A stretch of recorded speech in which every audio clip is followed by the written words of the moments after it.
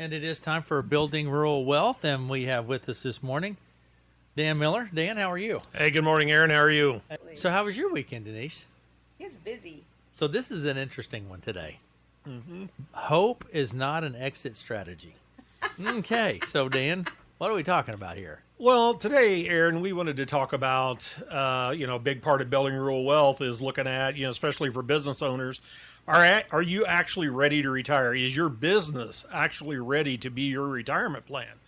Because we talk to a lot of people say things like, I'm going to sell my business someday, and one of the things, I am a certified exit planning advisor. Actually, Denise and I just got back from a exit planning summit. And, one of the things that we learn a lot in the exit planning profession and in that teaching is, unfortunately, there's not a buyer for every business out there. Now, you would think there would be, but there's a lot of people that assume that they're going to sell their business someday and there's no buyer. Yeah.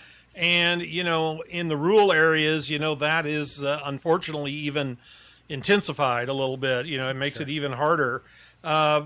Sometimes people have maybe a younger associate that they want to sell to. That's one thing. Denise and I, we have some young people in our firm that's important, for the future. However, whatever direction, things go. And then, of course, farm families often say that, their land's their retirement and that, they're going to have a child or someone take over the farm. And hopefully that all comes to fruition. But the one thing here, assumption is not a strategy. I guess that's the point we kind of want to get across. Your business is probably, if you're a business owner, I've read the statistics, it's like 70 to 80% of business owners, their business is by far their largest single asset. Yeah. And it is by far the largest part of their retirement plan. And so, having these assumptions are great, but you need a plan. You've got to put some of this into action. And revenue does not automatically equal retirement income. Equity does not equal spendable cash. And hope is not the same thing as an exit plan. So today we wanted to talk about how to structure your retirement or exit plan when your business is at the center of that plan, which for a lot of business owners, that is exactly the case. Yeah. And this is not easy either, Dan. This is pretty tough stuff. So we have to start with what it's worth. Denise, let's start right there. What about that? I think that's probably, the hardest thing is that what is your business valued at? What is it worth? And this isn't a direct certainty because there are a lot of principles in determining a business worth. And some of those things are profitability matters more than revenue. People think, oh, well, we make X, we have this much coming in. But that doesn't necessarily mean that the business is worth what you think it is. Consistency matters. Transferability matters. Owner dependence reduces the value. For instance, if there's just one guy, everybody's got a guy. But, if that business is based solely on one guy, that's going to determine, whether or not the value is good on that business or not, because a business can't operate without that guy. Sure. Yeah, one of the things, I'm going to jump in here, one time I heard people say, I don't, business owner or people that are looking to buy a business, they want to buy your business, not your job. Yeah. And if the whole business is dependent upon one person, that's just it's a good job. It might be a great job. Right. So I'm not putting down any single owner businesses. Don't misunderstand me, but just know that the transferability of that, when it's all dependent upon that one owner, that one person, what would somebody be buying if you're not going with it? Right. So that's something to think about. Good point. And the market considerations, especially in rural areas, the buyer pool can be a little smaller than if you're in a more populated area than what we are. Industry, I can't say that word this morning. Industry trends matter. Interest rate environments matter. If you go to sell this business and somebody has to finance that business, it's the interest rates are going to make a huge difference on that as well. You bet. And local demographics really matter. According to the U.S. Small Business Administration, small businesses transfers often fail due to lack of planning and valuation misalignment. The Exit Planning Institute also reported that a large percentage of business owners who plan to exit in the next 10 years have no formal plan. They have no idea what they're going to do. And let's be clear, we're not saying that your business won't sell.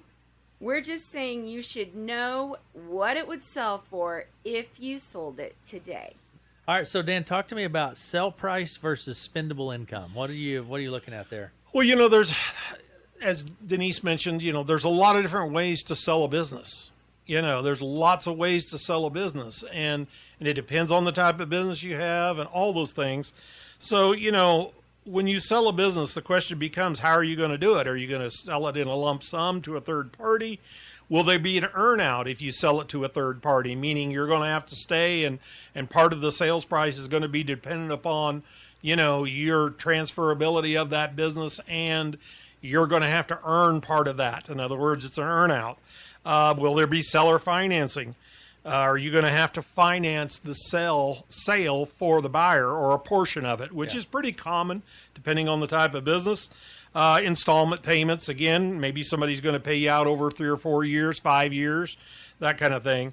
And, a lot of sales, actually, the majority of them are probably structured in some manner where there's usually not just one large check and the buyer the seller walks away. Right. And then, of course, there's things like taxes to consider. That's a great part of it. Capital gains implications, depreciation recapture. If you've got a lot of heavy equipment, especially with businesses that utilize a lot of equipment like construction or farms, state versus federal tax considerations, all these things, and for example, some businesses, if they sell a customer list or something like that, is that going to get classified as goodwill versus something else, which some of it may be classified as capital gains versus real income, and again, I'm not giving any tax advice here. Please don't misunderstand that. But these are the things that you need to visit with your tax person about. Yeah. And also remember that the sale price is not the same thing as the net proceeds. So someone thinks I'm going to sell for $3 million and retire right off in the sunset.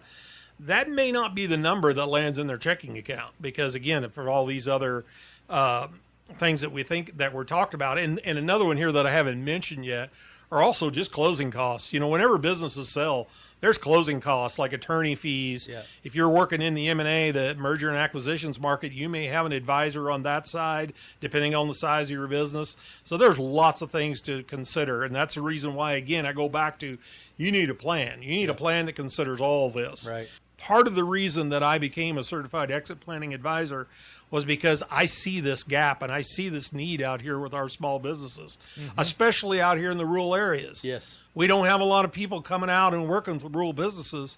And, Denise and I and Caleb, we talked about it, and we're like, you know what? We are a rural business. Yeah. Why would we not try to help other rural businesses like us? So, Denise, one asset risk.